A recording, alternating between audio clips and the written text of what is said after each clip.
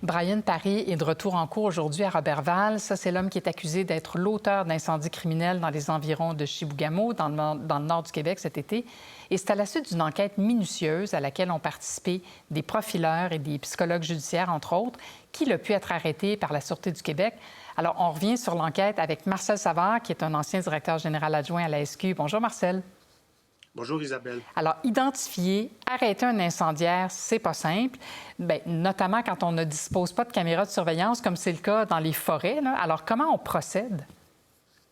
Bien, vous savez, vous avez raison de dire que c'est un crime qui est très difficile à enquêter, sinon le plus difficile, parce qu'il faut vraiment mettre la personne au bout de l'allumette, comme on dit dans le métier. Donc, pour faire ça, bien évidemment, on va d'abord et avant tout étudier le crime lui-même, donc le mode opératoire, comment ça s'est fait. Deuxième aspect, on va regarder les indices. On va regarder l'analyse des indices, c'est-à-dire le type d'accélérant s'il y en a eu, le type de mise à feu. Tout ça fait partie d'un tout. Et en fin de parcours, si on est capable d'avoir une espèce d'ensemble de données, on va faire appel au service de l'analyse du comportement à la Sûreté du Québec. C'est un groupe d'individus qui sont spécialisés dans l'analyse du comportement pour déterminer le profil. Ce sont les psychologues judiciaires, les profileurs criminels, les polygraphistes et hypnose. Bien, justement, c'est intéressant, ces trois champs-là d'expertise, parce qu'on pourrait confondre tout ça. Quelle est la différence entre profileur, expert en comportement et psychologue judiciaire? On a l'impression qu'ils font tous les trois la même chose. Bon, en fait, il faut ramener tout ce monde-là dans un service à la Sûreté du Québec. Ça s'appelle le service de l'analyse du comportement, donc c'est très large. Au FBI, ça s'appelle le Behavior Science Unit. Donc, c'est l'ensemble des spécialisations qui se retrouvent dans cette unité-là.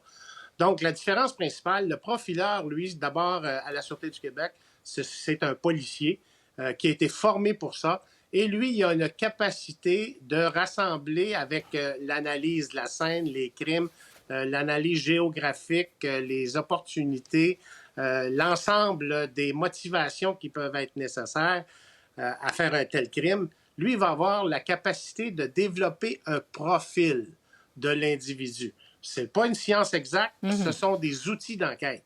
Le deuxième, le psychologue judiciaire, lui, c'est vraiment un psychologue. À la Sûreté du Québec, ce sont des employés, des civils, psychologues, qui viennent supporter cette unité-là pour donner vraiment tous les aspects, les spécificités de l'étude comportementale. Donc, comment l'individu va réagir, comment a-t-il réagi, quel est son psychologique, l'aspect psychologique de sa pensée.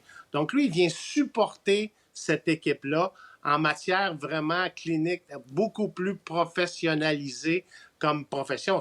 C'est un psychologue, en fait. Donc, c'est deux différences, mais qui se soutiennent beaucoup, beaucoup l'un l'autre.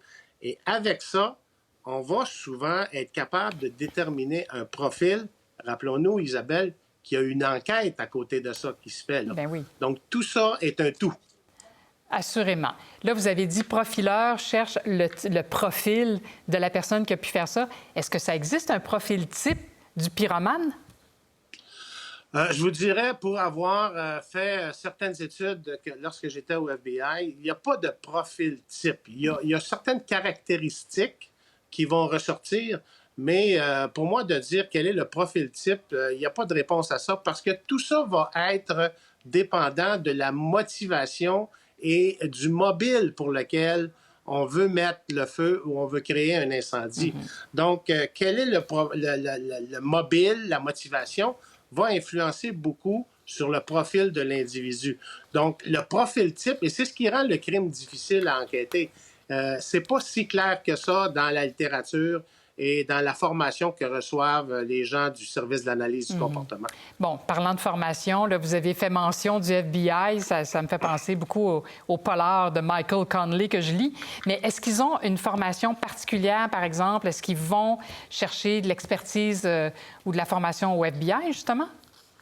Oui, tout à fait. Les profileurs à la Sûreté du Québec, d'abord et avant tout, ce sont des enquêteurs chevronnés qui sont là. C'est des enquêteurs qui ont aussi une grande expertise en matière d'entrevues interrogatoires et d'enquêtes majeures.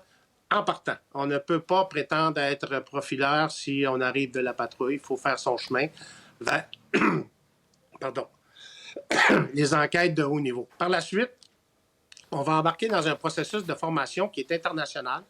Donc, les profileurs en devenir vont aller à travers le monde, dont le FBI, justement, au Behavior Science Unit, pour acquérir de l'expérience et souvent, on va les faire travailler sur des cas réels qui sont survenus pour être capable de voir s'ils sont capables de déterminer un profil d'un crime dont on connaît déjà la personne et dont on connaît déjà le profil.